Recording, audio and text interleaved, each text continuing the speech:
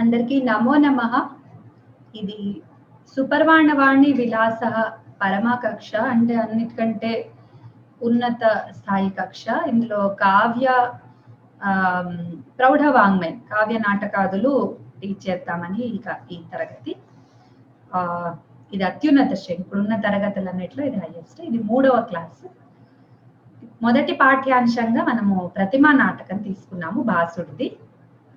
దాంట్లో మనం ప్రార్థన చేసి మొదలు పెడదాం. యో బ్రహ్మాణం విదధాతి పూర్వం యో వై వేదాంశ్చ ప్రహిణోతి తస్మై తమ్మదేవమాత్మబుద్ధి ప్రకాశం ముముక్షుర్వై శరణమహం ప్రపద్యే.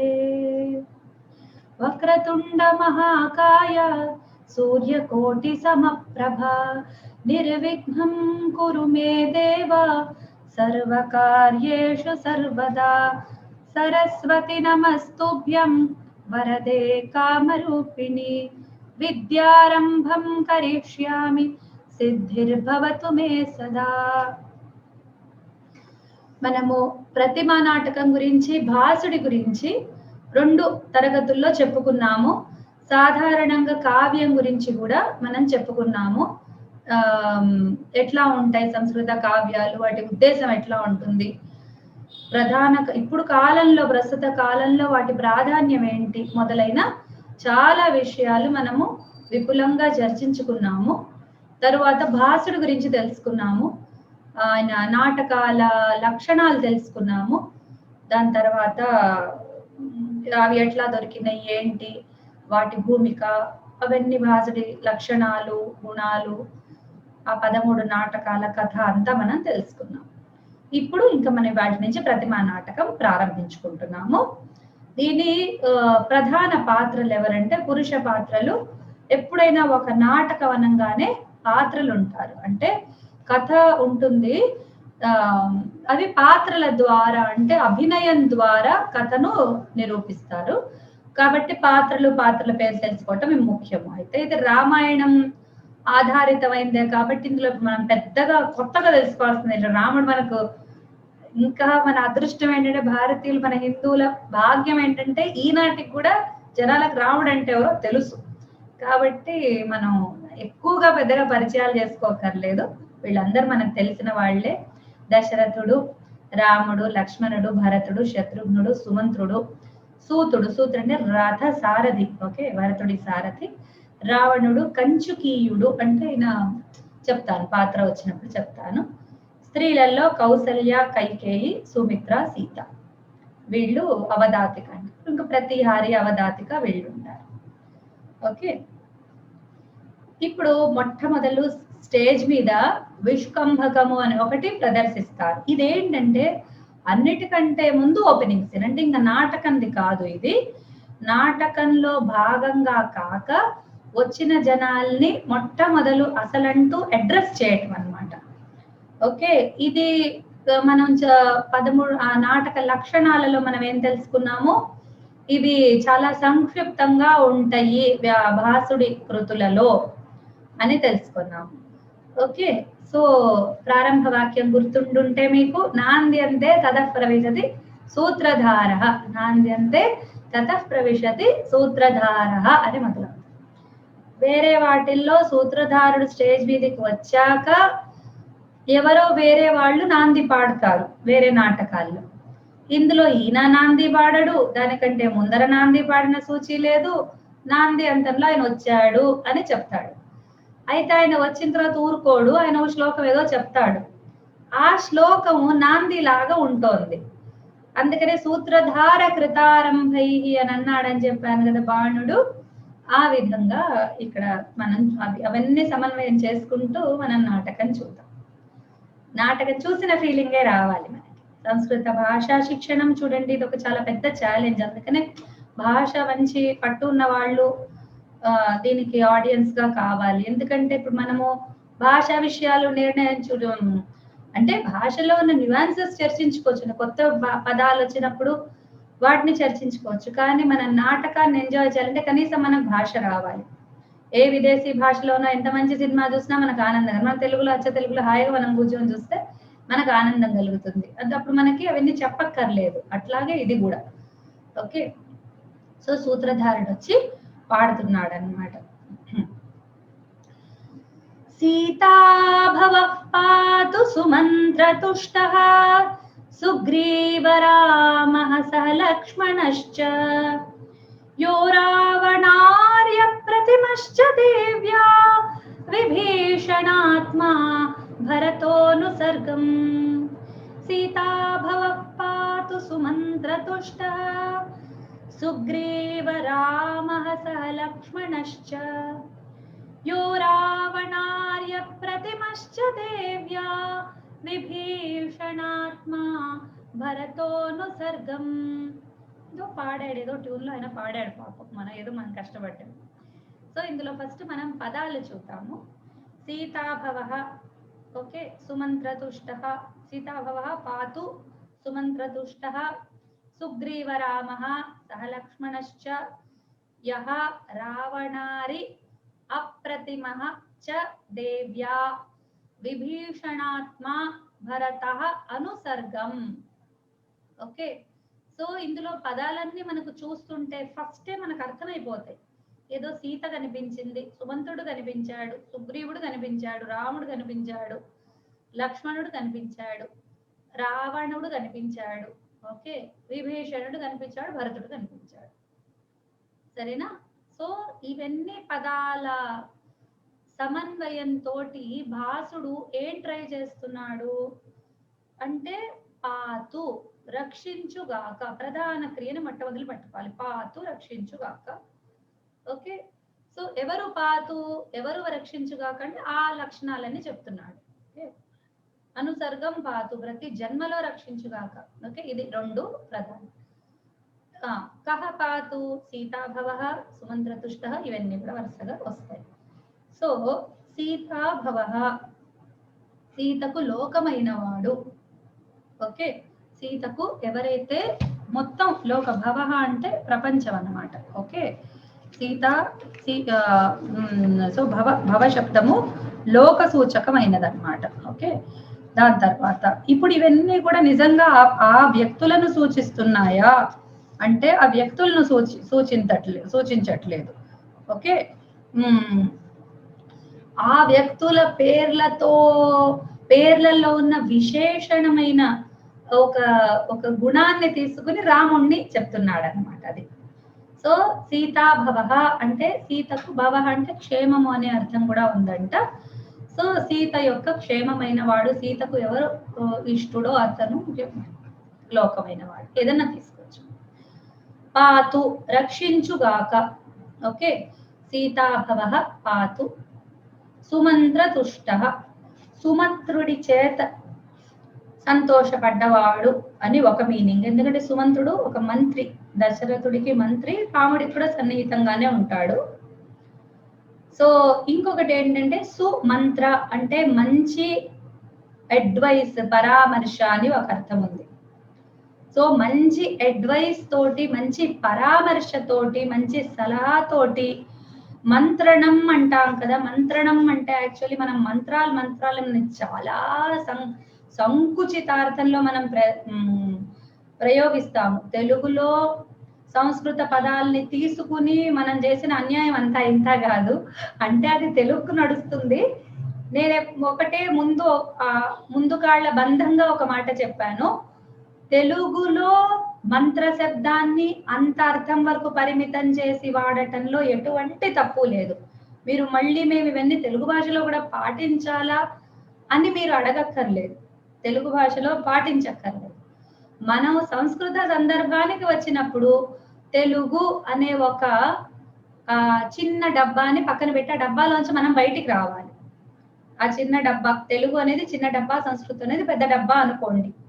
ఆ చిన్న డబ్బాలోంచి మనం బయటకు వచ్చి మనం ఆలోచించగలగాలి. ఓకే.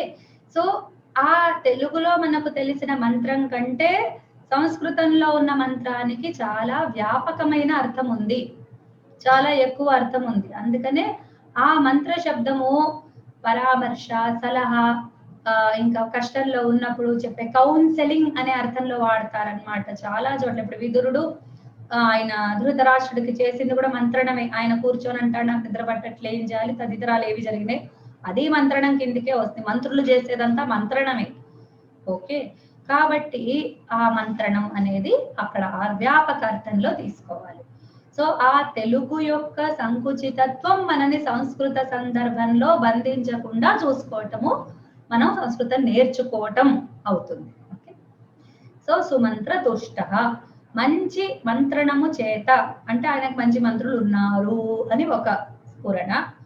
రెండవది సీత కూడా మంచి సలహాలు ఇచ్చేది అన్నట్టుగా అది తీసుకోవచ్చు.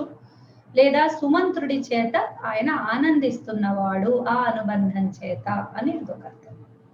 తర్వాత సుగ్రీవ రామ, గ్రీవ అంటే మెడ. ఓకే, సుగ్రీవ మంచి మెడ, మంచి మెడ కలిగిన రాముడు అని ఒక అర్థం. గ్రీవ భంగ విరామం అని అందులో అభిజ్ఞాన శాకుంతలంలో కూడా ఒక లేడి మీద ఒక పద్యం వస్తుంది, గ్రీవ. సో ఇది అయితే దీన్ని చూద్దాం ఉండండి ఒక్క నిమిషం. దీని లింగమును మూలపదం కూడా చెప్తూ ఉంటాను, దాంతో మీకు కొద్దిగా బాగా అనిపిస్తుంది. సో ఈ గ్రీవ అనేది స్త్రీలింగ పదం అన్నమాట. ఓకే, స్త్రీలింగ పదం, గలా అంటాం కదా గ్రీవ. ఓకే, సో గ్రీవ, సుగ్రీవ రామ, మంచి కంఠము కలిగిన రాముడు అంటే ఆయన మెడకాయ చూడటానికి చాలా అందంగా ఉండేది. సుగ్రీవ రామ అంటే సుగ్రీవుని స్నేహితుడైన రాముడు, సుగ్రీవునికి చెందిన రాముడు అని మరొక అర్థం కూడా వస్తుందన్నమాట. ఓకే, సో సుగ్రీవుని యొక్క ఇప్పుడు ఎట్లా చెప్పాలంటే దీన్ని సుశోభన గ్రీవాయస్య సహ సుగ్రీవ సచాసౌ రామశ్చ, సుగ్రీవశ్చ రామశ్చ అని కూడా ఒకటి, సుగ్రీవుడు కూడా రాముడు కూడా అనేది ఒక మాట అన్నమాట.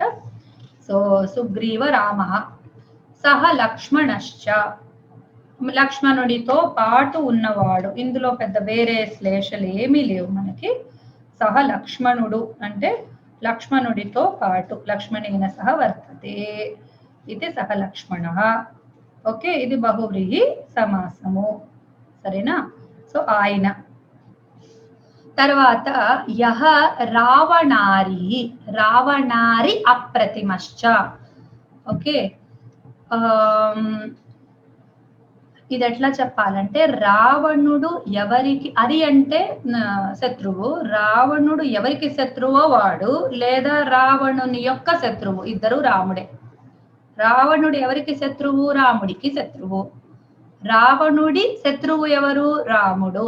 సో రెండు సరిపోతాయి. రావణ హరిహి యస్య రావణారి.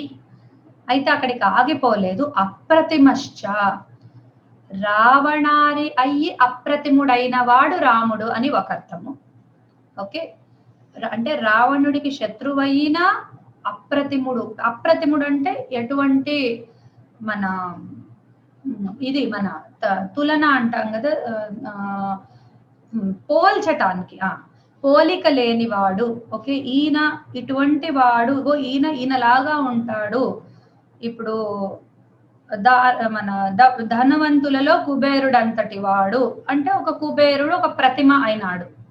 ఓకే, అయితే ఇది ఇప్పుడు కుబేరుడిని మనం పొగడాలి, ఆయన ఇంత ధనవంతుడు అని ఎట్లా పొగుడతాము?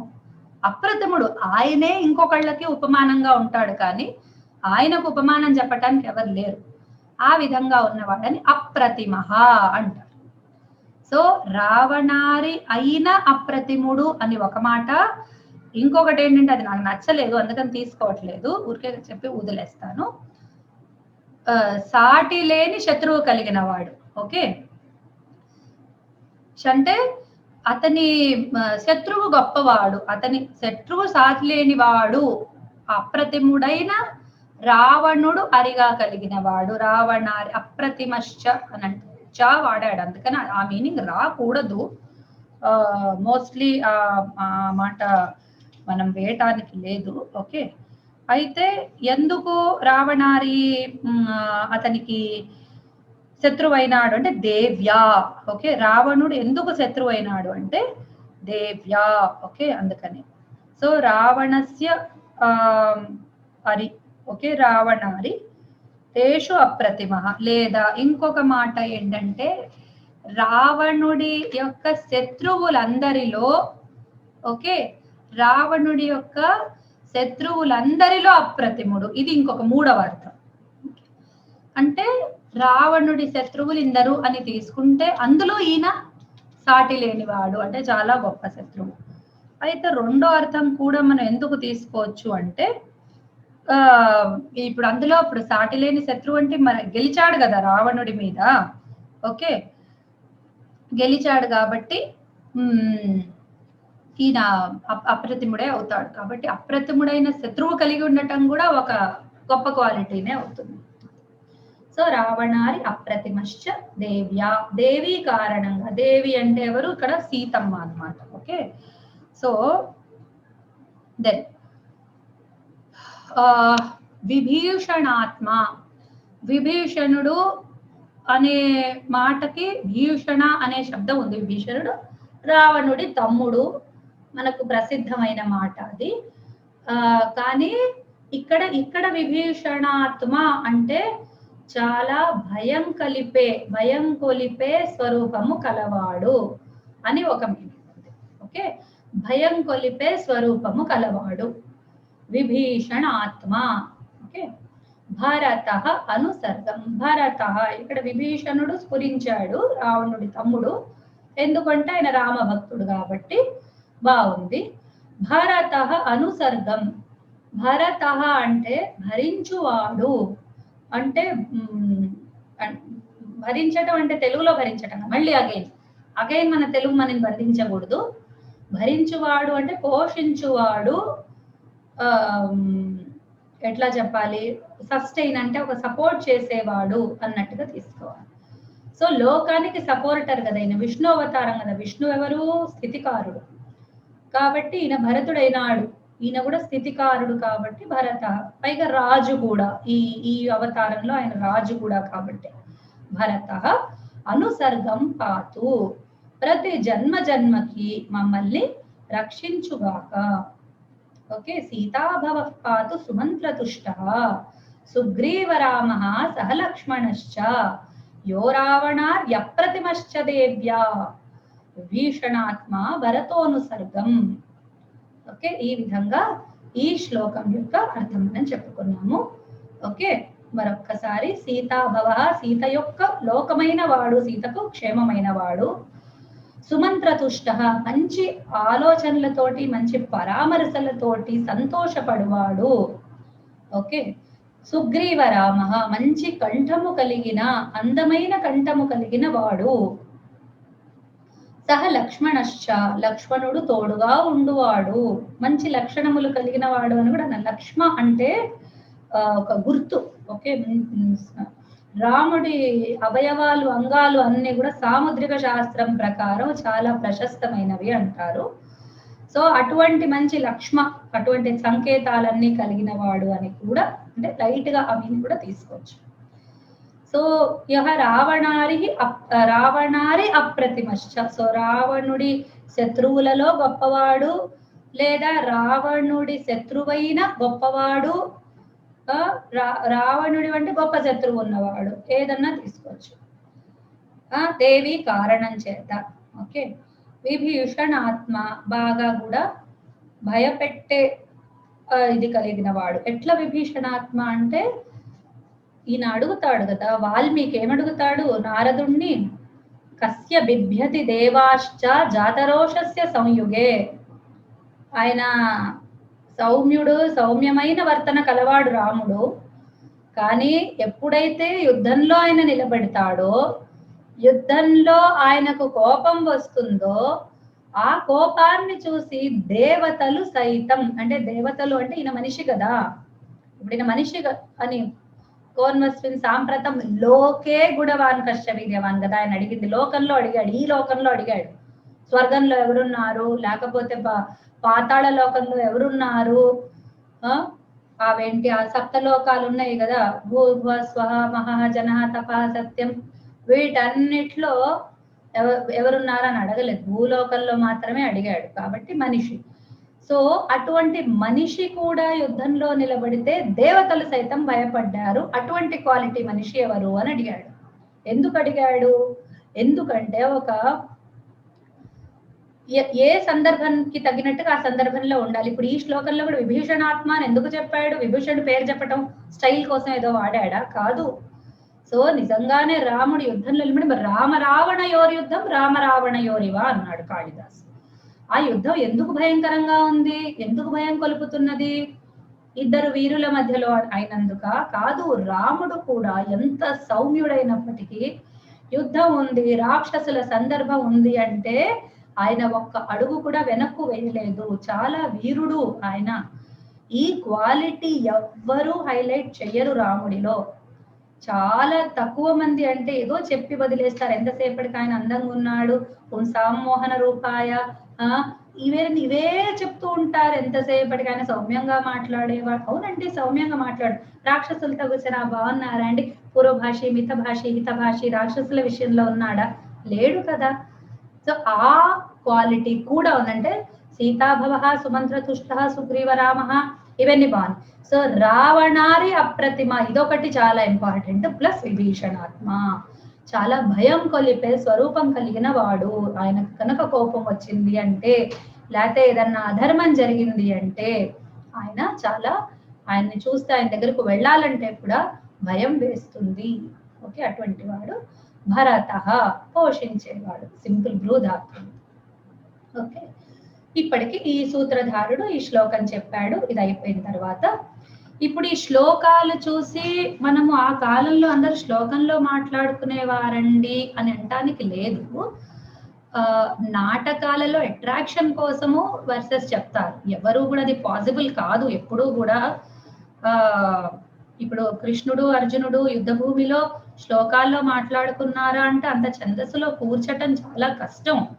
ఓకే, వాళ్ళు ఛందస్సులో కూర్చొని వృత్తాలలో మాట్లాడుకుని ఉండరు. సంఘటనలన్నీ మామూలుగానే జరుగుతాయి, డైలాగ్స్ అన్ని మామూలుగానే ఉంటాయి. దాన్ని మనకు అందిస్తున్న వాడు ఒకడు ఉన్నాడు కదా, కవి. ఓకే, మహాభారతం విషయంలో వ్యాసుడు, తర్వాత ఆయన కొడుకు, తర్వాత మనకు అందించిన కవి వేరే ఋషి ఒక ఆయన అనుకున్నాం కదా. సో ఆయన ఈ శ్లోకాలన్నిటినీ కూర్చాడు. అట్లాగే ఇప్పుడు ఈ స్టేజ్ మీద ఒక భావాన్ని అట్రాక్టివ్ గా చెప్పటానికి కవి కూర్చిన శ్లోకమే కానీ దీన్ని బట్టి అప్పట్లో అందరూ శ్లోకాల్లో మాట్లాడుకునే వాళ్ళండి అని కన్క్లూజన్ తీయటం మాత్రం కరెక్ట్ కాదు. ఇవాళకి కూడా కవులు కవిత్వాలు రాస్తున్నారు, పద్యాలు రాస్తున్నారు, శ్లోకాలు రాస్తున్నారు. అవునా? దాని మీనింగ్ మనం అందరం పద్యాల్లో శ్లోకాల్లో మాట్లాడుకుంటున్నామనా? కాదు. ఆశువుగా పద్యాలు చెప్పేవాళ్ళు ఉన్నారు, ఆ స్కిల్ వేరు. ఓకే, అది వేరు. సో అటువంటి వ్యక్తి అని అనుకోవచ్చు. పోని మనం సంతోషం కోసం వీళ్ళందరూ. కానీ అందరూ పాత్రలు దాన్ని ఏమంటారు, అన్ని పాత్రలు శ్లోకాలు మాట్లాడతారు. ఓకే, అన్ని పాత్రలు. కాబట్టి మనము అంటే ఉన్నత పాత్రలు నీచ పాత్రలు ఉంటారు కదా, అందులో ఉన్నత పాత్రలు అన్ని మాట్లాడతారు శ్లోకాలు, నీచ పాత్రలు ప్రాకృతం మాట్లాడతారు. అయితే దీని గురించి నేను కొంత చెప్పాలి. ప్రాకృతము నేను ఇందులో రిటైన్ చేస్తున్నాను. ఓకే, ఇప్పుడు ఈ ఆర్య వస్తుంది అప్పుడు అందుకని చెప్తున్నాను. సో సరే, ఇది చెప్పాక చెప్తాను. నేపథ్య అభిముఖం అవలోక్య. నేపథ్య అభిముఖం అవలోక్య. నేపథ్యము అంటే బ్యాక్గ్రౌండ్. అంటే ఒక స్టేజ్ ఉంది అంటే ఆ స్టేజ్ కి ఒక బ్యాక్గ్రౌండ్ ఉంటుంది. Four ground, background. ముందు కనిపించేది, తర్వాత తెర వెనకాల ఉండేది. తెర వెనకాల ఉన్నదాన్ని నేపథ్యం అంటారు. ఓకే, సో మనం ఈ నేపథ్యంలో తెలుగులో వాడుతూ ఉంటాం కదా, అది యాక్చువల్గా ఒక ఈ నాటకాల దాంట్లో అదొక టెక్నికల్ పదం అనమాట. ఓకే, సో నేపథ్య అభిముఖం అవలోక్య. నేపథ్యం ఎక్కడంటే వెనక ఉంటుంది. సూత్రధారుడు వచ్చి ఇట్లా చూసాడు, వెనక ఇప్పుడు ఆ తెర ఉంది కదా, ఆ తెర వెనకాల ఉన్నట్టు అనమాట.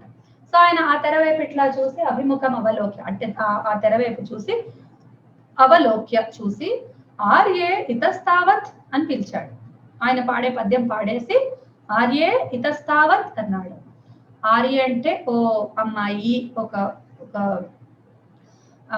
ఏమని చెప్పాలి, ఒక రెస్పెక్టబుల్ పర్సన్ ని పిలిచే విధానం అన్నమాట. అంటే గౌరవనీయురాలు. ఓకే, ఆర్య, ఆర్యే మామూలు సంబోధన కూడా ఇది. మనకంటే పెద్దవాళ్ళని పిలిచేటప్పుడు మనం తెలుగులో అయ్యా అంటాం కదా, ఇప్పుడు చూడండి ఏమొస్తుందో, అయ్యానే వస్తుంది. ఓకే, సో ఆ ఆర్య అయ్య అనేది అచ్చ తెలుగు పదం అని మనం అనుకుంటాం, అది సంస్కృత పదం. ఓకే, ఆర్య అనే దానికి అది ఒక వికృతి అన్నమాట. ఓకే, సో ఈ ఈ ఆర్య అనేది అటువంటి ఒక సంబోధన. ఇతస్తావత్, కాస్త ఇటు వస్తావా అని పిలుస్తున్నాడు అనమాట. ఓ అమ్మాయి కాస్త ఇటు వస్తావా. ఇతః తావత్. సో నాటకంలో మనకి కొన్ని మాట్లాడుకోగలిగే మాటలు, సంభాషణ శైలి మాటలు నాటకంలో కనిపిస్తాయి. సో నేను మీకు ఇచ్చే అడ్వైస్ ఏంటంటే చక్కగా వాటిని రాసుకొని మీరు ఎంచక్క ప్రయోగించవచ్చు. ఒక నోట్బుక్ పెట్టుకోండి. ఎవరైనా కంపైల్ చేసి నాకు ఒకటి టైప్ చేసి పంపించినా నేను దాన్ని అన్నిటినీ సంగ్రహిస్తాను. నాకు చెయ్యాలని ఉంది కానీ చేయలేకపోయా. సో మీరు ఎవరైనా సహకరిస్తే కనుక అది ఆ ప్రాజెక్ట్ కూడా పూర్తవుతుంది దీంతో పాటుగా. ఓకే, సో ఇతస్తావత్ అంటే కాస్త ఇటు వస్తావా. సో మనం కూడా మనం మాట్లాడుకునేటప్పుడు ఇతస్తావత్, అత్రాయాహి, అత్రయేహి, అత్రాగచ్చ, ఇహాగచ్చ అదే కంటే ఇతస్తావత్ ఓ ఇటు ఇటు కాస్త ఇటు అన్నట్టుగా. కాస్త ఇటు అంటున్నాడు కానీ రమ్మంటలేదు, అందులో రమ్మనే మాట లేదు, కానీ అది రమ్మంటానికే యూజ్ చేసే ఒక ఇడియోమాటిక్ కొలోకియల్ ప్రయోగం. ఓకే, ఇతస్తావత్ కాస్త ఇటు అన్నాడు అంటే అప్పుడు ఆమె నేపథ్య అభిముఖం అవలోక్య. ఇట్లా మారింది. ఆర్య ఇతస్తావ ప్రవిశ్య. సరే ఆమె ప్రవేశించింది. ఓకే ఓకే నేను దీన్ని ఇది చేశాను, మన దాన్ని పద విభాగం చేసి పెట్టాను. నేపథ్య అభిముఖం అవలోక్య ఆర్య ఇతః తావత్ ప్రవిశ్య. ఎవరు ప్రవిశ్య? ఆ ఆర్య అని ఎవరిని పిలిచాడో ఆమె. ఆర్యే అన్నాడు కాబట్టి ఆర్య అంటే అబ్బాయి, ఆర్యే అన్నాడు కాబట్టి అమ్మాయి. ఆర్య అనే దానికి సంబోధన. ప్రవిశ్య ప్రవేశించింది ఆమె. అప్పుడు ఆమె ఎవరు అంటే నటి. ఇప్పుడు ఇతను వచ్చిన వాడి పేరు సూత్రధారుడు. ఓకే, ఈమె నటి. ఆర్యే ఆర్య ఇయమస్మి ఉండాలి, ఆర్యే కాదు, ఆర్య ఇయమస్మి ఉండాలి. నేను మారుస్తానది. ఆర్య ఇయమస్మి. ఓ ఆర్య ఇగో ఇక్కడ ఉన్నాను. అయ్య ఇయం హి. ఇక్కడ మొదటి మన ప్రాకృతం వచ్చింది కాబట్టి ఐ ఎక్స్ప్లెయిన్ హియర్. ప్రాకృతము గురించి కొద్దిగా చిన్న మాట చెప్పి ముందుకెళ్దాం. సంస్కృతానికి మన భాషలకి, ఓకే, మన భాషలన్నీ సంస్కృతం నుండి వచ్చాయి అంటే కొంతమంది భాషావాదులు, అచ్చ తెలుగు భాషావాదులనండి లేదా మిగతా భాషల్లోనూ ఇది జరిగింది, సంస్కృతంతో మాకు ఎటువంటి సంబంధం లేదు, మా భాష స్వతంత్రంగా వచ్చింది అని ఒక ఆంగ్లం భాష వల్ల మన భాష మీద పడిన ప్రభావాన్ని సంస్కృత భాష మన మీద వేసిన ప్రభావంతో పోల్చి ఇది ఆంగ్లం తప్పు కాబట్టి సంస్కృతం కూడా తప్పే అని నిర్ధారించేశారు. సంస్కృత ప్రభావం మన భాష మీద పడిన మాట వాస్తవమే, కానీ అది భాషని పరిపుష్టం చేసింది. ఆంగ్ల భాష ప్రభావం మన మీద పడటం వాస్తవమే, కానీ అది భాషని నష్టపరిచింది. ఎందుకంటే రిప్లేస్మెంట్స్ అవ్వకుంటూ వెళ్ళిపోయాయి, పదాలన్నీ డైరెక్ట్ కట్ పేస్ట్ అయ్యాయి. ఇక్కడ అట్లా కాదు, ఇక్కడ జనరేషన్ ప్రాసెస్ వచ్చింది.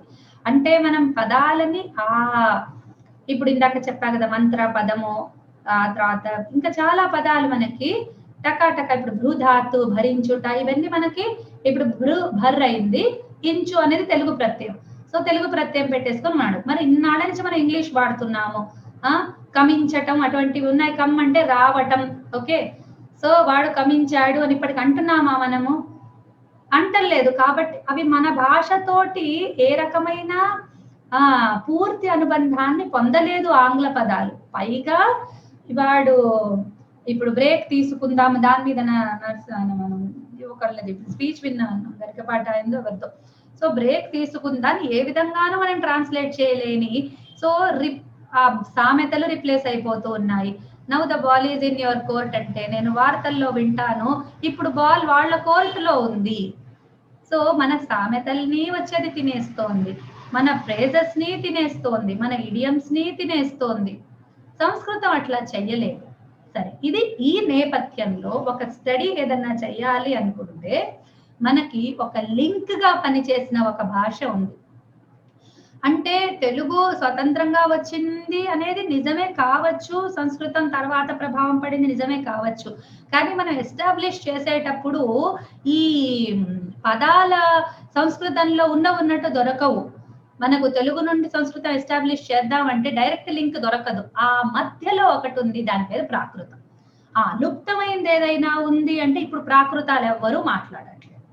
ప్రాకృతాలు 3 రకాల ప్రధానమైనవి ఉన్నాయి, ఇంకా ఎన్నో రకాలు ఉప ప్రాకృతాలు చాలా ఉన్నాయి. దాంట్లో నుంచి ఇప్పుడు కొన్ని మాగధి అటువంటివన్నీ మరాఠీలోకి, మహారాష్ట్రి, మాగధి అటువంటివన్నీ కొన్ని హిందీలోకి పరిణమించినాయి, కొన్ని తెలుగు ద్రావిడ ఈ భాషల్లోకి పరిణమించినాయి కొన్ని. ఎందుకంటే తెలుగు పదాలు చాలా కనిపించేవి ప్రాకృతంలో ఉన్నాయి. ఇప్పుడు ఫర్ ఎగ్జాంపుల్ మీరు చూడండి సార్, అయ్యా, ఆర్య ఇయమస్మి అంది, అయ్య ఇయమ్మి. సో అయ్యా అంది, కరెక్ట్ గా తెలుగులో మనం అయ్యా వాడేస్తాము. కాబట్టి మనకు ఆర్య వినంగానే అయ్యా అనేది మనం వికృతం అనుకుంటాం. అది వికృతం కాదు, అది ప్రాకృత భాషా పదం కూడా కావచ్చు. ఓకే, సో ఆ విధంగా మనకు లింక్ ఎస్టాబ్లిష్ చేసుకోవటానికి ఒక మధ్యలో స్టెప్ అన్నమాట. తెలుగు సంస్కృతం ఎక్కడుంటే మధ్యలో ఒకటి వచ్చేసి ప్రాకృతం ఒక నిచ్చెన లాంటిది. ఓకే, తెలుగు ఫస్ట్ ఫ్లోర్, సంస్కృతం సెకండ్ ఫ్లోర్ అనుకుంటే అది మధ్యలో ఒక సోపానం లాంటిది ప్రాకృతము. నెమ్మదిగా మనకు దాంట్లో స్టడీ, అందుకనే ప్రాకృతం నేను రిటైన్ చేశాను టెక్స్ట్ లో. మనం చదువుతున్న సంస్కృతమైనా ఒక్కసారి ప్రాకృతం టెక్స్ట్ చదువుకుందాము, పెద్దగా డిస్కషన్స్ వద్దు. ఏమన్నా పదాలు మనం గుర్తుపట్టగలిగితే వాటిని పిక్ చేసుకొని రాసుకొని ఉంచుకుందాం. ఎవరైనా రీసెర్చ్ దృష్టి ఉన్న వాళ్ళు అన్ని నాటకాల్లో ఉన్న ప్రాకృతాన్ని చూసి తెలుగు పదాలు ఏమన్నా వీటిలో కనిపిస్తాయా అని చేస్తే ఒక ఆర్టికల్ రాయొచ్చు. పెద్ద రీసెర్చ్ కి గొప్ప టాపిక్ కాకపోవచ్చు, బట్ కొంత స్టడీ చేస్తే మనకు మన భాషా పదాలు దొరుకుతాయి. సో ఆ దృష్టితోటి కూడా మనం ఈ నాటకాలని అధ్యయనం చేయవచ్చు. ఇవన్నీ చూడకుండా చదవకుండా చేసే వాదాల వల్ల వాటిని విని నమ్మి ప్రజలు ఎంతో నష్టపోతున్నారు. అందుకనే మనకంటూ ఒక అభిప్రాయం లేకుండా వాళ్ళు చెప్పింది నిజం, వీళ్ళు చెప్పింది నిజం అని మనము కేవలం వాటి మీద చర్చలు చేసుకుంటున్నాము. మనకై మనం ఆ నాటకాలు తీసి చూస్తే మన సందేహాలన్నీ కూడా పెనుగాలికి గనక మబ్బులు చెదిరిపోయినట్టుగా మన సందేహాలన్నీ కూడా చెదిరిపోతాయి. ఓకే, సో అయ్యా ఈ ఆర్యే ఇయమస్మి. ఓకే, సూత్రధార. ఇప్పుడు సూత్రధారుడు అంటున్నాడు, ఆర్యే ఇమమేవ ఇదానీం శరత్కాలమధికృత్య గీయతాం తావత్. ఓ అమ్మాయి, ఇమం ఏవ ఇదానీం, ఇమమేవేదానీం శరత్కాలం అధికృత్య గీయతాం తావత్ అంది. అంటే ఆర్య తథా గాయతి. ఓకే, ఆర్య సరే అంది, తథా అంటే తహా అంది అన్నమాట. ఓకే, అని గాయతి, ఆమె ఏదో పాడింది. మొత్తానికి ఏం పాడింది అనేది మనకు తెలియదు, ఎందుకంటే ఆమె పాటని ఇక్కడ ఇవ్వలేదు. ఆ ఊ అనేదో పాడింది స్టేజ్ మీద మొత్తానికి. ఓకే, ఆమె సంగీతమే పాడిందో, శ్లోకాలే పాడిందో, ప్రాకృతమే పాడిందో, లేకపోతే ఊరికేదో ఆలాపన చేసి అంటే ఈ అంటారు కదా, పొద్దున పూట రాగం భూపాలము, రాత్రి పూట రాగం నీలాంబరి, ఈ విధంగా చెప్తారు కదా. సో ఆ విధంగా ఏదైనా శరత్కాలం అధికృత గీయతం అంటే శరత్కాల భావనను సూచించే ఒక రాగాన్ని ఆలపించిందా మనకు తెలియదు. ఓకే, సో చూడండి ఎంత డైలాగ్ జరిగింది. సూత్రధారుడు వచ్చాడు, శ్లోకం చెప్పాడు, నేపథ్యం చూశాడు, ఆమెను పిలిచాడు, ఆమె వచ్చింది, ఒక పాట పాడన్నాడు, ఆమె పాడింది. తర్వాత ఏం జరుగుతుందో చూద్దాం. మేడం ఒక్క నిమిషం ఇక్కడ చెప్పండి. 1 minute. అదే లాస్ట్ స్క్రీన్ ఒకసారి చూపించండి. ఇక్కడ ప్రవిశ్య తర్వాత నటి ఆర్య ఇయమస్మి అంటే ఆర్యే కాదు కదా, ఆర్యనే కదా. చెప్పానండి, అది తప్పు ఉందని చెప్పాను, కరెక్ట్ చేస్తానని చెప్పాను నేను ఇందాకే అన్నానా. అది స్పెల్లింగ్ మిస్టేక్. నేను అన్ని చూస్తానండి, పాఠం చెప్పే ముందర ఒకసారి 2 సార్లు అన్ని చూసుకుంటా, కానీ ఇవన్నీ ఎక్కడి నుంచి తప్పించుకొని వచ్చేస్తాయో నాకు తెలియదు. సో వాటిని యాక్సెప్ట్ చేసేసాను నేను, అంతే. ఓవర్లుక్ అయిపోతుంది. ఎంత చూడండి, ఎక్కడో అక్కడ ఏదో ఒకటి మిగిలిపోతుంది వర్క్ లో. అందుకని ఇంకా తర్వాత కరెక్ట్ చేసుకోవటం ఒక్కటే పద్ధతి అని నేను గ్రహించలేదు. సారీ. ఒకవేళ మీరు ఇక్కడ మిస్ అయిపోయినా కూడా నాకు మెసేజ్ పంపించినా నేను కరెక్షన్స్ చేసుకుంటా, ఏం ప్రాబ్లం లేదు. మీరు స్లైడ్ నెంబర్ చూడండి, ఇక్కడ స్లైడ్ నెంబర్ ఉంటుంది పైన, ఈ స్లైడ్ నెంబర్ లో ఉంది అని చెప్పినా నేను కరెక్ట్ చేసేసుకుంటా. రైట్, సో దాని తర్వాత ఇక్కడ నేను ఇది కంటిన్యూ అవుతున్న దాన్నే ఇట్లా 2 అని పెట్టాను అనమాట. విష్కంబక 2 అంటే రెండో విష్కంబకం అని కాదు, విష్కంబకంలో రెండో పేజీ. బ్రాకెట్స్ లో కనుక నెంబర్ ఉంటే అదే కంటిన్యూడ్ సబ్జెక్ట్ లో రెండోది, మూడోది, నాలుగోది అట్లా అర్థం వస్తుంది. ఓకే, ఇప్పుడు ఈయన సూత్రధారుడు పాడతా, ఆమెను పాడమన్నాడు కానీ ఈయన శ్లోకాలు ఇచ్చారు, మరి ఆమె పాట ఇవ్వలేదు, ఎందుకో తెలియదు, మరి స్త్రీ వివక్ష నాకేమో తెలియదు. ఎక్కడ కనిపిస్తే అక్కడ దూరం చేద్దాం స్త్రీ వివక్ష. వివిక్ష, అసలు ఆ పదం వివక్ష కాదు, వివిక్ష. ఓకే, సో అట్లాంటిది ఏం లేదు, నాటకం పద్ధతి ఆమె పాడిన దాన్ని ఇవాళ ఆమెతో ఆమె స్వతంత్రం ఇచ్చేసారు. ఆమె అంటే ఆ నటిగా వచ్చిన పాత్రధారి ఎవరైతే ఉంటుందో ఆమె ఇష్టంగా ఏదోటి పాడుకుంటుంది అని వదిలేశారేమో, మరి తెలియదు. అంటే ఆమె స్వతంత్రం ఇచ్చే విధానం కావచ్చు. రైట్, నెక్స్ట్ సూత్రధారుడు అంటున్నాడు, అస్మిన్ హి కాలే చరతి పులినేషు హంసి కాశాంశుక వాసిని సుసంహృష్ట. అస్మిన్ హి కాలే, ఇది చరతి పులినేషు హంసి కాశాంశుక వాసిని అని రావాలి. ఓకే, చరతి నుండి శ్లోకం స్టార్ట్ అవుతుంది, ఇక్కడ కూడా కొంచెం పొరపాటు ఉంది. చరతి పులినేషు హంసి కాశాంశుక వాసిని సుసంహృష్ట, ఇది ఆర్య అనే వృత్తంలో ఉంటుంది అన్నమాట. ఓకే, చరతి పులినేషు హంసి కాశాంశుక వాసిని సుసంహృష్ట, దీని ట్యూన్ ఇట్లా ఉంటుంది అనమాట. అంటే ట్యూన్ ఏదన్నా కావచ్చు కానీ బీట్ కోసం ఒక ట్యూన్ చెప్తే గానీ మీకు అది దిగదు కాబట్టి చెప్తున్నా. చరతి పులినేషు హంసి కాశాంశుక వాసిని సుసంహృష్ట, ఆ విధంగా ఆయన పాడాడు, ఒక లైన్ పాడాడు. సరేనా, పూర్తి చేయాలి కదా, చెయ్యడు, ఎప్పుడు చేయడు. చూడండి మళ్ళీ ఏమైతుందో. ఓకే, ఏమంటున్నాడంటే దాన్ని చూద్దాం. చరతి పులినేషు హంసి కాశాంశుక వాసిని సుసంహృష్ట, హంసి అస్మిన్ హి కాలే పులినేషు కాశాంశుక వాసిని సుసంహృష్ట చరతి. చరతి అనేది అక్కడ వెర్బ్ అన్నమాట. ఓకే, హంసి అంటే ఆడ హంస. అస్మిన్ హి కాలే, ఏ కాలంలో? శరత్కాలంలో. ఎందుకంటే శరత్ ఋతువు అధికృత్య గీయతాం అన్నాడు కదా, అందుకని శరత్కాలంలో పులినేషు, పులినములంటే నదీ తీరాలో ఏదో వస్తుందండి మీనింగ్. ఓకే, పులినేషు హంసి. ఓకే, పులినములలో హంసి, ఒక్క నిమిషం నేను చూసి చెప్తాను. సో పులినములలో అంటే ఆమె నదీ తీరాలలో అనే అర్థం వస్తుంది. ఓకే,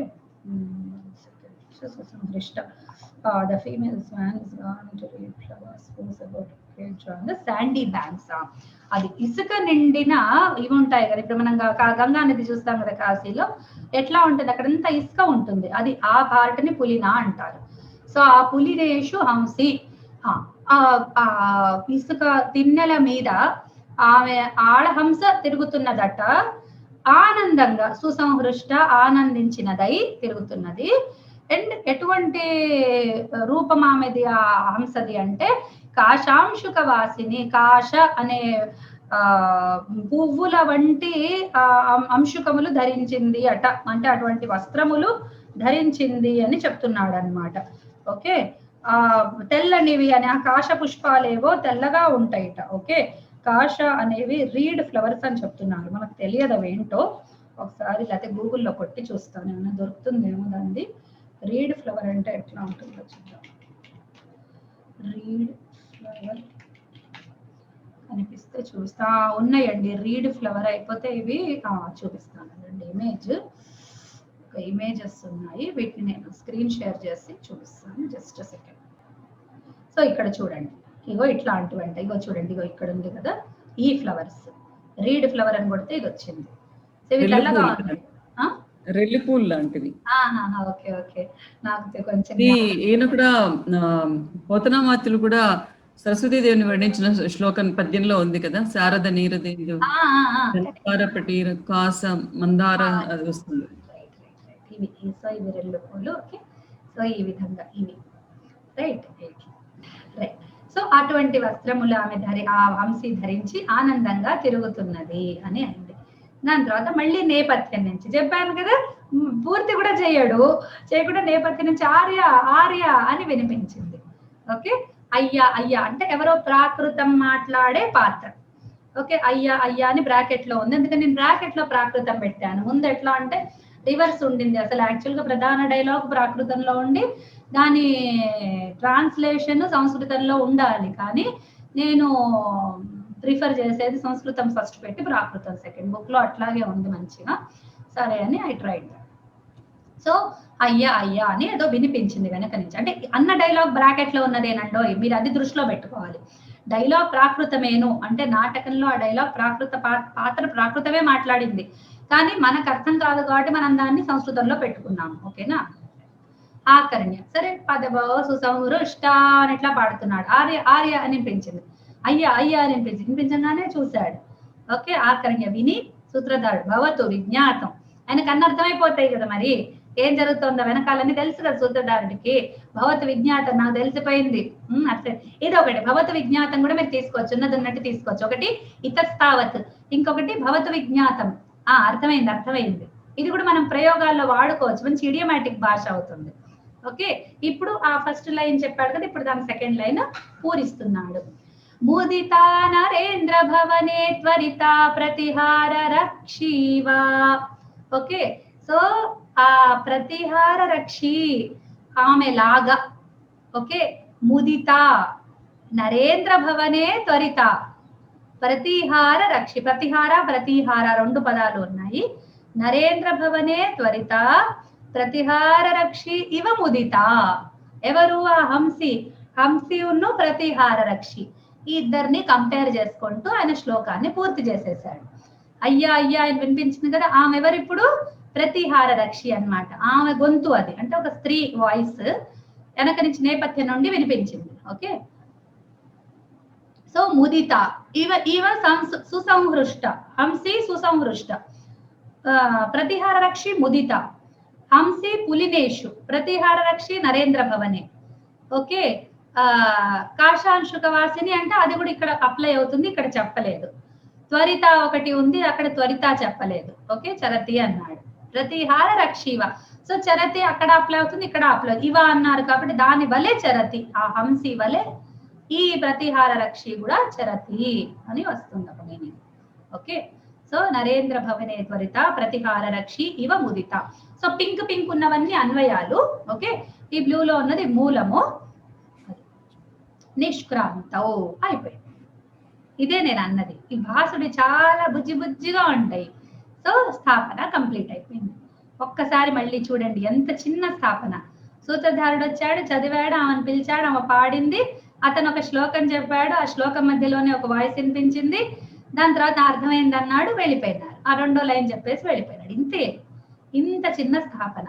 కొంచెం కాళిదాస్ వాటిల్లో అభిజ్ఞాన శాకుంతలం తీసి చూస్తే కనుక మీకు కొంచెం పొడుగు కనిపిస్తాయి. మాలయ కాగ్నిమిత్రంలో కూడా కొంచెం పొడుగ్గానే ఉంటుంది. దీనికంటే అయితే డెఫినెట్ గా దీనికి డబల్ ఉంటుంది అనుకుంటా, దీనికి డబల్ ట్రిపుల్ ఉంటుంది, ఇంకా 3 ఇంతలు ఉంటుంది. ఓకే, సో అవి వాళ్ళ స్థాపనలు, వాళ్ళ ప్రవేశకం అంటారు వాళ్ళు. ఇది ప్రవేశక అంటారు. సో ఈయన ఇది స్థాపన అంటాడు. ఈయన స్థాపన అనే పదాన్ని ప్రయోగించాడు. ఓకే, సో ఇప్పుడు మళ్ళీ విష్కంభకం ఇప్పుడు స్టార్ట్ అవుతోంది.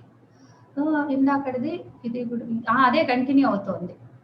ఎందుకంటే అథ విష్కంభక, అది స్థాపన పెట్టాలి. సారీ, అయితే నేను టైటిల్ మార్చాలి. ఇది విష్కంభకం ఇప్పుడు స్టార్ట్ అయింది, అది స్థాపన కాదు, నేను టైటిల్ తప్పు పెట్టాను, మారుస్తాను. ఓకే, సో ఇక్కడికి ఇప్పుడు విష్కంభకం స్టార్ట్ అవుతుంది. ఇది విష్కంభకం అంటే ఏంటంటే ఇది కరెక్ట్ అనేది ఇందాక అది స్థాపన, ఇది విష్కంభకం అంటే ఏంటి అంటే ఆ నాటకం ముందర, అంటే ప్రధాన పాత్రలు వచ్చి మాట్లాడే ముందర ఒక భూమిక. ఇప్పుడు ఇందాకటిది అసలంటూ ఒక పూర్తి నాటకానికి, ఇదేమో ప్రధాన పాత్రల కంటే ముందర జరిగేది విష్కంభకం అంటారు.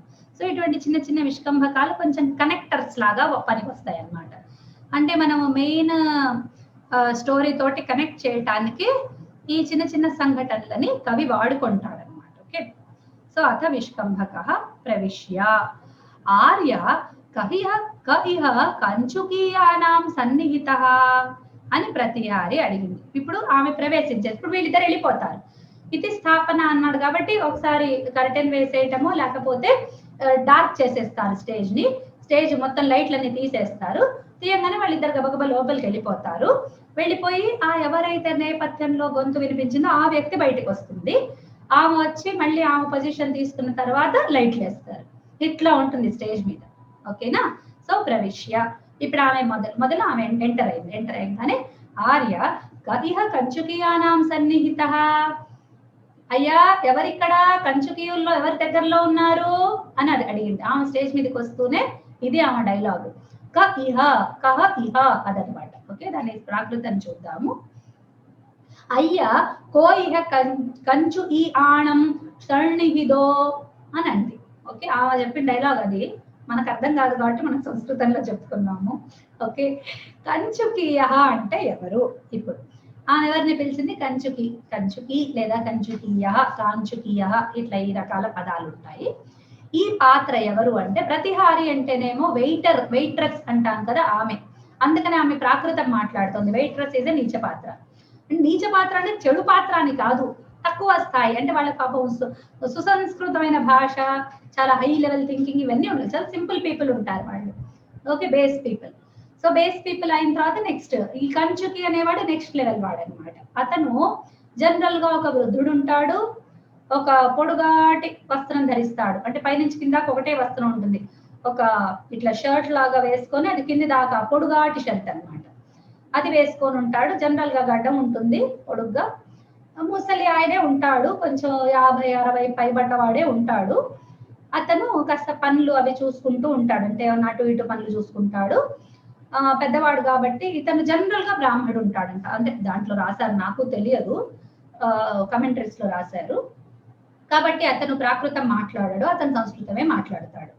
ఓకేనా? సో ఇవన్నీ విషయాలు చూసుకుంటూ నాటకం చదువుకోవాలి, కళ్ళు మూసుకొని చదివేవి కాదు నాటకాలు. అందులో ఎన్నో స్యూస్ ఉంటాయి, స్యూస్. ఓకే, CUES, స్యూ అంటారు కదా, ఎన్నో క్లూస్, ఎన్నో రకాల మన ఐడియా జనరేట్ చేసే విషయాలు మనం ధ్యాస పెట్టాల్సినవి చాలా ఉంటుంది. నేను ఎన్నో మిస్ అవుతుండొచ్చు, నాకు అర్థమైనంత వరకు నేను చెప్తున్నాను. ఓకే, ఆర్య క ఇహ కంచుకీయానాం సన్నిహిత. సన్నిహిత అంటే దగ్గరలో ఎవరున్నారు. సో కహ సమీపే అస్తి అని మనం వాడతాం ఇప్పుడు, కహ సన్నిహిత. సో ఇదొక ఇడియమాటిక్ ప్రయోగం. ఓకే, మనం కనుక ఇదే భావన మనం వ్యక్తం చేయాలంటే మనం ఏమంటాం?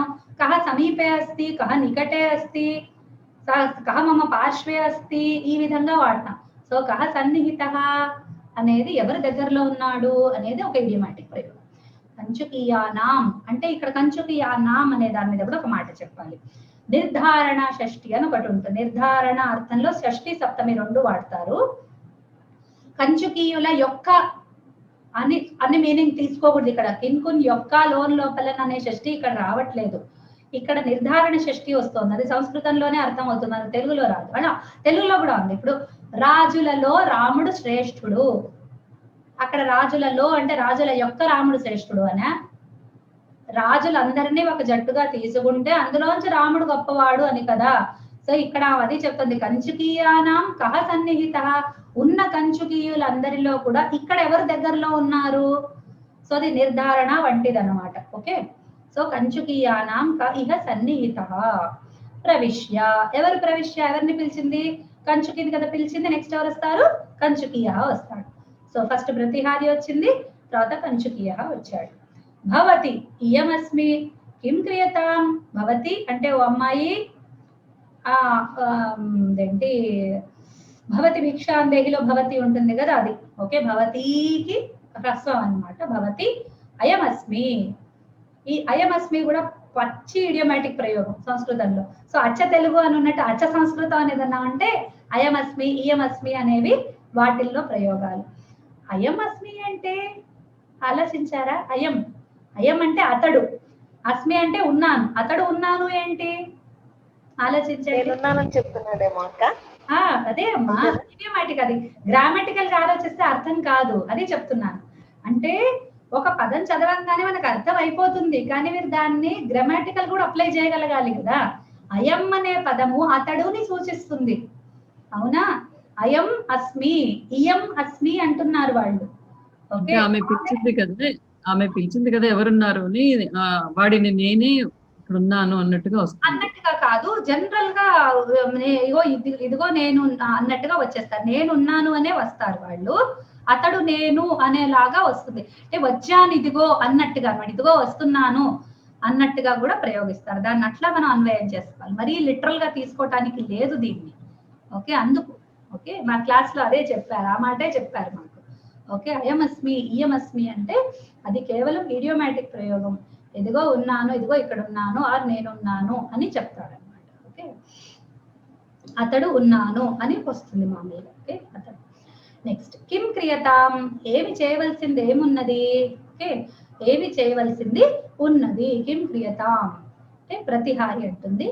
ఆర్య మహారాజో దేవాసుర సంగ్రామేషు అప్రతిహత మహారథో దశరథ ఆజ్ఞాపయతి శీఘ్రం భర్తృదారకస్య రామస్య రాజ్య ప్రభావ సంయోగ కారక అభిషేక సంభారా ఆనీయంతామితి. ఇక్కడికి స్టార్ట్ అయింది మనకు నాటకం యొక్క అసలు మాట ఇక్కడి నుంచి స్టార్ట్ అవుతుంది. సో ప్రతిహారి ముఖం నుండి మొట్టమొదటిసారి మనకి ఒక పాత్ర పేరు, రామాయణ పాత్ర పేరు వచ్చింది, సందర్భము కూడా వచ్చేసింది. ఓకే, సో ఏం చెయ్యాలి అని కంచుకీయుడు అడిగాడు. అడిగితే ప్రతిహారి అంటుంది ఆర్య మహారాజ, రాజన్ శబ్దము నకారాంతము, రాజా రాజానౌ రాజానహ రాజానం అనేసి దాని రూపాలు వస్తాయి. కానీ మహా అనే ఇంకొక పదం తోటి అది సమస్త పదంలో ఉన్నందున అకారాంత పదం అవుతుంది మహారాజ. ఓకే, అందుకని అకారాంత. మహారాజో దేవాసుర సంగ్రామేషు అప్రతిహత మహారథ. ఇది ఒక సమాసం, చాలా చిన్న సమాసం, బుజ్జిదే, ఏమి పెద్ద ఇందులో కష్టమైంది ఏం లేదు. దేవ అసుర సంగ్రామేషు ఇక్కడ వరకు ఒకటి, అప్రతిహత మహారథ ఇక్కడ వరకు ఒకటి, ఆ మధ్యలో శ్వ దగ్గర సంధి ఉంది. ఓకే, యణ సంధి ఉంది. దేవ అసుర సంగ్రామేషు అప్రతిహత మహారథ. ఓకే, దేవ అసుర సంగ్రామ తెలిసిపోయింది మీకు. తెలియని పదం ఏముంది? సంగ్రామాలలో, ఒక్క సంగ్రామంలో కాదు, సంగ్రామే అంటే ఓకే, సంగ్రామేషు అంటున్నారు. ఓకే, సో సంగ్రామాలలో అప్రతిహత మహారథ అంటే ఒకటి కాదు, మల్టిపుల్ యుద్ధాలు చేశాడు ఆయన. ఎందుకనే ఈ సూచన ఉంటుంది కదా, కైకేయి వరాలు అడిగినప్పుడు ఒకానొక యుద్ధంలో కైకేయి కూడా వెళ్తుంది అంటే అట్లా దేవతలు పిలిచేవాళ్ళుట మనుషుల్ని కూడా. ఓకే, దేవాసుర సంగ్రామంలో దశరథుడు మనిషి, ఆయనకేం పని దాంతో అంటే ఆయనకు అంత స్కిల్ ఉంది. రాక్షసులు అంటే అసురులతోటి కూడా వెళ్ళి యుద్ధం చేయగలిగేంత యుద్ధ అస్త్రశస్త్రాలు ఆయన దగ్గర ఉన్నాయి. అంత గొప్ప మహారాజు ఆయన. ఓకే, ఆర్య మహారాజో దేవాసుర సంగ్రామేషు అప్రతిహత మహారథ. అప్రతిహతుడు అంటే ప్రతిహత, హత అంటే దెబ్బ తగిలినవాడు, ప్రతిహత అంటే తిరిగి దెబ్బ తగిలినవాడు. అంటే ఒకటి చేసినందువల్ల రిటర్న్ వస్తుంది కదా, ఒక రెస్పాన్స్ గా, ఒక రియాక్షన్ గా వచ్చే రిటర్న్ అంటే అది అక్కడ ప్రతి వాడతారు. ఓకే, సో హత అంటే మామూలుగా దెబ్బ తగిలినవాడు, ప్రతిహత అంటే అవతల వాడు దెబ్బ తీసి ఉన్నవాడు. ఓకే, అవతల వాడు దెబ్బ తీస్తే వీడు దెబ్బ తిన్నవాడు. అదే ప్రతిహత. అప్రతిహత అటువంటి ఎప్పుడూ దెబ్బ తీయని, ఎవ్వరూ అతన్ని దెబ్బ తీయలేదు అటువంటి వాడు.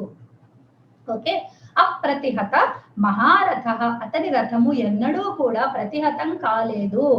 అటువంటి మహారథి, ఈ ఇంతమంది తోటి ఎట్ ఎ టైం డీల్ అంటే ఈ సంఖ్య తోటి డీల్ చేయగలిగిన వాడు మహారథుడు, ఇంత సంఖ్య సైన్యంతో డీల్ చేయగలిగిన వాడు అతిరథుడు అని ఒక లెక్క ఉంది. ఓకే, సో అందులో మహారథుడు అనమాట ఈయన. రథుడు అంటే రథం కలిగిన వాడు అని ఒకటి, యుద్ధంలో ఉన్న ఒక స్కిల్ తోటి సంబంధించింది అది. Okay, so at a time ఇంతమంది తోటి యుద్ధం చేయగలడు అనే ఒక సంఖ్య అన్నమాట. ఒక్క క్షణం జస్ట్ చూస్తాను, ఇప్పుడు ఏదన్నా దొరికితే చెప్తాను. సో మహారథ అంటే శివ మహాన్ రథ అయుత ధన్విభిః. అయుతం అంటే సహస్ర శస్త్ర నిపుణ యోధ, సహస్ర శస్త్ర నిపుణ యోధ. అయుత ధన్విభిః, అయుత సంఖ్య దశ సహస్ర సంఖ్యట. ఓకే, దశ సహస్రమైన మంది తోటి ఏకో దశ సహస్రాణి యోధయేద్యస్తు ధన్వినాం అస్త్రశస్త్ర ప్రవీణశ్చ మహారథ ఇతి స్మృత. ఒక్కడే దశ సహస్ర మంది తోటి యోధులతోటి యుద్ధం చేయగలిగిన వాడు. ఎట్ ఎ టైం అని కాదు, బట్ అంతమంది తోటి ఒక యుద్ధంలో డీల్ చేయగలిగిన వాడు మహారథుడు. ఓకే, అంత డీల్ చేస్తూ కూడా అప్రతిహతుడైన మహారథుడు. అటువంటి దశరథుడు ఆజ్ఞాపయతి, ఆజ్ఞని ఇస్తున్నాడు. జ్ఞాపయతి, జ్ఞాప. ఓకే, ఆజ్ఞాపయతి అంటే ఆజ్ఞాపిస్తున్నాడు. ఆ ఉపసర్గ జ్ఞాధాతువు. సో జ్ఞాపయతి అనేది నిత్యుక్తమైంది, ప్రేరణార్థకం. ఆజ్ఞాపిస్తున్నాడు మనకు తెలుగులో డైరెక్ట్ గా తీసేసుకున్నాము. शीघ्रं भर्तृदारकस्य रामस्य राज्य प्रभाव संयोग कारकाः अभिषेक संभाराः आनीयन्ताम् इति. ఓకే, సో ఆనీయంతాం అనేది ప్రధాన క్రియ. ఓకే, ఇది కర్మణిలో ఉంది. ఆనీయంతాం అంటే తీసుకురాబడుగాక. ఏమి తీసుకురాబడుగాక, అందుకని క్రియను పట్టుకుంటే మిగతా వచ్చేస్తాయి. అభిషేక సంభారాః ఆనీయంతాం, అభిషేకానికి సన్నాహానికి కావలసిన పదార్థాలు, దాన్ని సిద్ధం చేయడానికి కావలసిన పదార్థాలు తీసుకురాబడుగాక. ఎటువంటి అభిషేక సంభారాలు? రాజ్య ప్రభావ సంయోగ కారకాః, రాజ్యమును ఆయనకి అప్పగించేవి. ఓకే, అతనికి రాజ్యాన్ని సంయుక్తం చేసేవి. ఓకే, సంయోగ కారకాః, రాజ్యం అనే ఒక ఎలిమెంట్ ని రాముడికి సంయోగం చేసే అభిషేక సంభారాలు. ఓకే, రామస్య ఎవరి యొక్క అంటే రామస్య, రాముని యొక్క అభిషేక సంభారాలు. ఓకే, సో ఏం చెప్తున్నాడు అంటే ఈమె ఏం చెప్తోందంటే సో ఈ రాముణ్ణి వీటితోటి సంయుక్తం చేసేది, మన రాజరికంతో సంయుక్తం చేసే వాటిని తీసుకురా. రాజ్య ప్రభావ అంటే సేమ్ రాజ్యం అనే అంతే. ఓకే, అక్కడ ప్రభావ శబ్దాన్ని ఎట్లా తీసుకోవాలి? రాజ్య ప్రభావ సంభారాః. ఓకే, మళ్ళీ చూద్దాం, లేదా next week I try to tell you. Okay, so ఆనీయంతామితి, సో వాటిని తీసుకొని రమ్మని ఎవరు చెప్పారు? దశరథః ఆజ్ఞాపయతి, శీఘ్రం వెంటనే. భర్తృదారకస్య, ఈ భర్తృదారక అనేది కూడా ఒక ఇడియమాటిక్ పదము.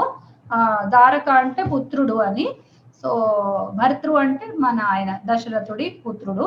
సో ఆర్యపుత్ర అటువంటివి ఉంటాయి కదా, అదే భర్తృదారక అంటే ప్రిన్స్ అన్నట్టుగా ఒక అర్థాన్ని తీసుకుంటారు అనమాట. ఓకే, ప్రిన్స్ అనే అర్థం తీసుకొని మనం చెప్పుకోవాలన్నమాట. ఓకే, సో ఇక్కడికి మనం ఆపచ్చు. ఏమన్నా సందేహాలు ఉంటే మీరు అడగండి, లేదా ఒకసారి రిపీట్ చేయమంటే. ఒకసారి అండి, భరతః అని వచ్చినప్పుడు వీళ్ళ వంశంలో కాదా భరతుడు ఉండింది? డిఫరెంటా వంశము? అర్థం కాలేదు. భరతుడు ఈ రఘువంశంలో వాడేనా, ముందెప్పుడో కాదా? భరతుడు రఘువంశంలో వాడే. ఇప్పుడు మన రాముడి తమ్ముడే భరతుడు. ఆ భరతుడు కాదు, శకుంతల దుష్యంతుడి కుమారుడు భరతుడు. వాళ్ళు తర్వాత కాలం వాళ్ళండి, వాళ్ళు రామాయణ కాలం వాళ్ళు కాదు. రామాయణ కాలం అంటే ఈ రఘువంశంలో వాళ్ళు కాదు కదా? కాదు కాదు కాదు, ఆ భరతుడు వేరు. కాదు, ఈయన రామాయణ కాలం భరతుడు. రాముడి తమ్ముడి గురించే మాట్లాడుతున్నారు. మీకు ఎందుకు ఇది వరకు అక్కడ ఫస్ట్ పద్యంలో భరతః, ఫస్ట్ సీతాభవ సుమంత్రతుష్ట, అక్కడ భరతః అని వచ్చినప్పుడు భరతవంశంలోని వాడు అని అట్లా కీర్తిస్తున్నారేమో అని నాకు అనుమానం వచ్చింది. భరతవంశం ఇక్కడ అసలు సూర్యవంశపు రాజులు వేరు, చంద్రవంశపు రాజులు వేరు. ఆయన భరతవంశం అంటే చంద్రవంశపు రాజులు వాళ్ళు. వాళ్ళ కథ వేరు, అది టోటల్ వేరు. దీనికి దానికి ఏం సంబంధం లేదు. వాళ్ళని ఎందుకు కీర్తిస్తారు రామాయణం చెప్పేటప్పుడు? లేదు, నేను అంటే ఆ వంశంలో వాడేమో అని అనుకున్నాను. భరతుడు కూడా వీళ్ళ పూర్వీకులు చాలా మంది ఉన్నారు కదా, రాముడి కన్నా ముందు వాళ్ళ లిస్టు చాలా ఉన్నారు కదా, ఒక రాజులు ఒక తర్వాత. ఆ భరతుడు శకుంతల దుష్యంతుల పుత్రుడు. భరత వంశం అంటే ఆయన చంద్రవంశపు రాజులు వాళ్ళు. ఈ వీళ్ళు రఘువంశపు, వీళ్ళు సూర్యవంశపు రాజులు. ఓకే ఓకే, ఇంకేమైనా సందేహాలు ఉన్నాయా? సరే, ఓకే. సో మనం ఫస్ట్ ఇవాళ రివిజన్ ఒకసారి చేసేసుకుందాము. మనము ఫస్ట్ పాత్రల పేర్లు తెలుసుకున్నాం. ఇవన్నీ రామాయణ పాత్రలేను. తర్వాత నాంది కాగానే సూత్రధారుడు వస్తాడు, సీతాభవ పాతు శ్లోకం చదువుతాడు.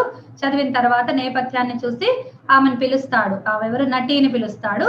నటి వస్తుంది. వచ్చిన తర్వాత ఒక శరత్కాలాన్ని ఆధారం చేసుకొని ఒక పాట పాడు అంటాడు. అంటే ఆమె ఏదో పాడుతుంది, ఆ పాట మనకి ఇవ్వరు. తర్వాత సూత్రధారుడు ఒక శ్లోకాన్ని చెప్తాడు. దాని మొదటి లైన్ చెప్పంగానే వెనక నుంచి ఏదో వినిపిస్తుంది. అప్పుడు ఆయన రెండో లైన్ దాన్ని పూర్తి చేసేసి ఇద్దరు నటి ఉన్ను ఆమె వెళ్ళిపోతారు. ఎవరు ఆ మాట అన్నదంటే ఆమె ప్రతిహార రక్షి వస్తుంది. అంటే ఆ స్త్రీ ఒక ఆమె వెయిట్రెస్ అన్న ఒక పాత్ర మాట వినిపిస్తుంది. వినిపించగానే వీళ్ళిద్దరు వెళ్ళిపోతారు. సో మొట్టమొదలు ప్రతిహారి ఆ అమ్మాయి వస్తుంది. వచ్చి ఎవరన్నా కంచుకీయులు ఎవరన్నా దగ్గరలో ఉన్నారా అని అడుగుతుంది. అడిగితే అవునాను అని చెప్పి ఒకతను వచ్చి ఏం పని ఉంది అంటాడు.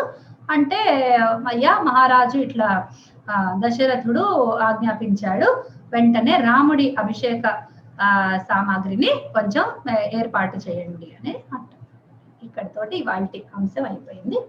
నెక్స్ట్ అయితే ఇక్కడ ఇది స్థాపన, ఇప్పుడు ఇది విష్కంభకం నడుస్తోంది, ఇంకా ఉంది విష్కంభకం. ఓకేనా, మనం నెక్స్ట్ వారం చూద్దాం. ఒక చిన్న సందేహం అండి. చెప్పండి. కంచుకి అంటే వార్తాహరుడు అనేవాళ్ళు కదా, అట్లాంటి వాడా? వార్తాహరుడు ప్లస్ అక్కడ హీ టేక్స్ కేర్, అంటే ఆ చుట్టూ ఉన్న విశేషాలు వ్యవహారాలన్నీ చూసుకుంటాడు. వ్యవహారజ్ఞుడు కూడా ఉంటాడు. అది కేవలం వార్తాహరుడు అని కాదు, అన్ని వ్యవహారాలు తెలిసిన వాడు కాబట్టి అతన్ని అడుగుతారు జనరల్ గా ఏదైనా సమాచారం కావాలి అంటే. అట్లా మామూలు సింపుల్ మీనింగ్ లో అయితే కంచుకం అంటే పైన ధరించే వస్త్రము అంటే గ్లౌజ్ లాంటిది కూడా మీనింగ్ ఉంది కదండి. మనం పదార్థం అడిగట్లే, ఆమె ఇది అడుగుతున్నారు, మన దాని మీనింగ్ అంటే దాని అతని రోల్ అడుగుతున్నారు. అది మామూలుగా అదే చెప్పా కదా, ఒక పెద్ద పొడుగాటి గౌన్ వేసుకొని ఉంటాడు, అదే కంచుకము. Okay, that is okay. So ఇతను మహల్ రక్షక, అంతఃపుర అధ్యక్షుడట ఇతను, అది ఇతని రోల్. ఓకే, అంతఃపురంలో వీళ్ళు స్త్రీలు ఉంటారు కదా, వాళ్ళందరికీ కావాల్సినవి చూడటము అవన్నీ జతకనే పెద్దవాడు ఉంటాడు అనమాట, వయసులో పెద్దవాడు ఉంటాడు అతను. సో అవన్నీ అక్కడ వ్యవహారాలన్నీ చూసుకుంటూ ఉంటాడు. అది ఒక వేత్రం కూడా ఉంటుంది అతని దగ్గర, ఎప్పుడు కర్ర కూడా ఉంటుంది. సో పాత్రల్లో మీరు నాటకంలో కనుక చూస్తే అతను కర్ర పట్టుకొని ఒక పొడుగాటి గౌను వేసుకున్న ఒక వృద్ధుడు. ఆ వృద్ధత్వం అనేది ఆ గడ్డం వల్ల సూచితం అవుతూ ఉంటుంది. ఓకే, ఇతరులు లోపలికి రాకుండా కొంచెం రక్షణగా కూడా ఉంటాడు, ఇతర పురుషులు బయట వాళ్ళు రాకుండా అంతా కూడా చూస్తూ ఉంటాడు అతను. అంతఃపుర చరో వృద్ధో విప్రో గుణగణాన్వితః సర్వకార్యార్థ కుశలః కంచుకీత్యభిధీయతే. అది అతను కంచుకి. ఏంటమ్మా అంటున్నారు? ఈ భవతి శబ్దం గురించి, మామూలుగా భవతి అంటే నువ్వు అని ఎదుటి వాళ్ళని సంబోధించేటప్పుడే వస్తుంది కదా, కాబట్టి ఎప్పుడు భవతి అంటే గుడి మట్టుకే గుడి దీర్ఘం ఎప్పుడు ఉండదండి, అంటే సంబోధనలో. అవును, భవతి అన్నప్పుడు ఎప్పుడు సంబోధనే ఉంటుంది కదా, నువ్వు అని చెప్పేటప్పుడే వస్తుంది కదా. అవును, రస్వమే ఉంటుంది, సంబోధనలో రస్వమే ఉంటుంది. దీర్ఘం అయితే ఎప్పుడు రాదు కదా, అందులో వస్తుందా ఎప్పుడైనా? శబ్దం అనేది చెప్పడానికి ప్రథమా విభక్తిలో వస్తుంది, ఎందుకు రాదు? ఇప్పుడు హిందీలో చెప్పడానికి వస్తుంది, తెలుగులో వీరు అంటూ ఉంటాం కదా మనము, ఈ పక్కనే ఉన్న వాళ్ళని కూడా ఆప్ హే అని అంటూ ఉంటారు, ఆ విధంగా వస్తుంది, ఎందుకు రాదు?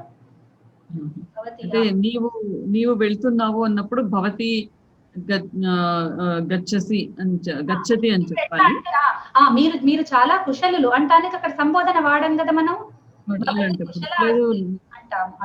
ఎదురుగా ఆమెతోనే మాట్లాడుతూ కన్వర్జేషన్ చేసేటప్పుడు భవతి అని చెప్పాలి, అంటే షార్ట్. పిలిచినప్పుడు కన్వర్జేషన్ కాదు, పిలిచినప్పుడు సంబోధన వస్తుంది అంతే. మిగతా అన్ని చోట్ల భవతి. మీరు అన్నం తింటారంటే భవతి అన్నం ఖాదతి అని అడుగుతాం కదా, అట్లా భవతి అన్నం ఖాదతి కిం అంటాం కదా, అక్కడ దీర్ఘమే వస్తుంది. హే భవతి, ఇప్పుడు భవతి సంబోధన అంటే ఏమండి అని పిలుస్తాం కదా మనం, అది భవతి. క్లాస్ క్లోజ్ చేద్దాం. స్వస్తి ప్రజాభ్యః పరిపాలయంతాం న్యాయేన మార్గేణ మహిం మహిషాః గోబ్రాహ్మణేభ్యः శుభమస్తు నిత్యం. లోకాః సమస్తాః సుఖినో భవంతు, సర్వే భవంతు సుఖినః, సర్వే సంతు నిరామయాః, సర్వే భద్రాణి పశ్యంతు, మా కశ్చిత్ దుఃఖభాగ్ భవేత్. సర్వం శ్రీరామార్పణమస్తు.